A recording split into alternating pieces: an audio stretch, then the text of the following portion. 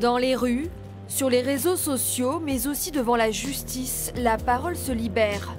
Au tribunal d'Amiens, depuis l'affaire Weinstein, le parquet a enregistré une hausse de 20% des plaintes. Mylène, 21 ans, ose enfin raconter à la barre la violence qu'elle subit de la part de son conjoint. Alcoolisé, le père de sa fille l'a frappé au visage. Placé en garde à vue, le récidiviste passe en comparution immédiate. J'ai toujours eu peur de lui depuis le début. Enfin, un mois après que j'étais avec, je recevais déjà des coups, mais à plusieurs reprises, j'ai voulu mettre fin à notre relation et il a toujours voulu revenir vers moi, quoi. Et moi, je voulais plus être avec. 2 heures plus tard, le juge prononce la peine de 5 mois de prison ferme avec incarcération immédiate.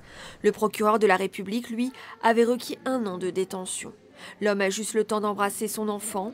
Dans ce genre d'affaires, la justice tend à être de moins en moins clémente. Malheureusement, il y a souvent de la récidive.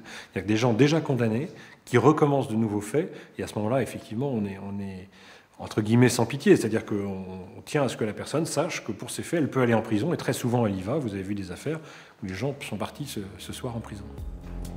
Pour des violences faites aux femmes dans la Somme, 880 plaintes ont été déposées en 2017. 1 an après les faits, l'affaire du Super U plane encore sur Flics Secours. Le directeur est alors accusé par 2 salariés d'agression sexuelle et de viol. Stéphanie, 40 ans, est l'une d'entre elles. Dans les derniers temps, j'étais régulièrement appelée dans le bureau afin d'établir des tableaux de compte. Et à cette occasion, bien souvent, il ouvrait son pantalon, il ouvrait sa braguette et il demandait des fellations. Vous aviez peur de quoi à ce moment-là?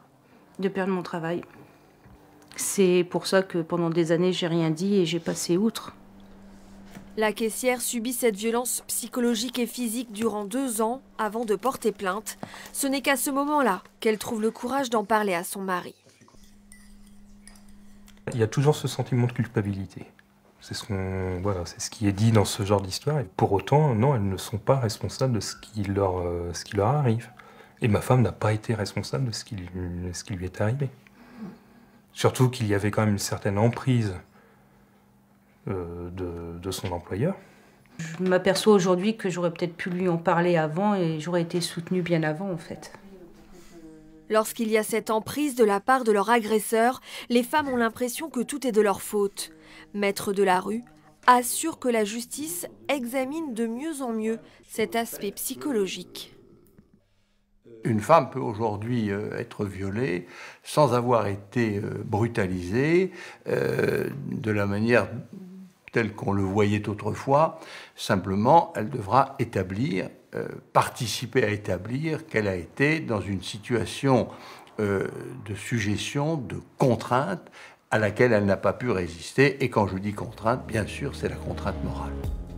Si les femmes se libèrent de plus en plus de cette dépendance morale, il faut des forces de l'ordre mieux préparées à les écouter. Dépôt de plainte au commissariat d'Amiens et suivi à domicile par la brigade de gendarmerie en milieu rural. Immersion demain dans notre 3e épisode.